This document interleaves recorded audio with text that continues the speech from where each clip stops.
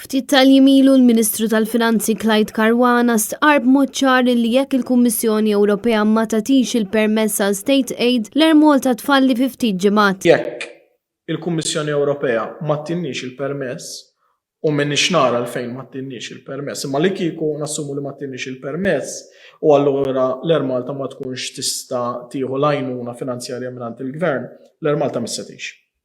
Kull ma jkun għad baqa' ftit ġimgħat. Fi kliem sempliċi l-Unjoni Ewropea hija l-unika soluzzjoni għall-linja nazzjonali. F'dik l-intervista Clyde Caruana ma kienx ta' spjegazzjoni ta' kif il-kumpanija waslet fix-xifer frott id-deċiżjonijiet politiċi li ttieħdu minn ministri preċedenti fosthom Konrad Mizzi u Silvio Xkembri biex l-Air Malta waslet f'dan il-punt kritiku. It-tnejn filgħodu l-Ministru tal-Finanzi għallinna li qed jitħejja pjan biex il-kumpanija jkollha numru ta' ħaddiema li jkun vijabbli iżda fl-ebda ħin ma ta' garanzija lill-impjegati preżenti li se jżommu xogħolhom. Minħal piloti ovvjament ma ttirx il-kumpanija, ma l-pjan li ħankunu qegħdin nagħmlu jrid ikun pjan komprensiv sabiex l-ammont ta' ħaddiema li jkollha l-Air Malta jippermetti sabiex il-kumpanija tibqa' waħda vijabbli għall-futur. Il-Ministru Caruana għallinna wkoll li fadal xahar biex il-Gvern jippreżenta l-pjan tiegħu lill-Unjoni Ewropea. L-istudju u r-rapport biħsiebu jkun l-esbej wieħed u ieħor sa l-aħħar ta' Marzu.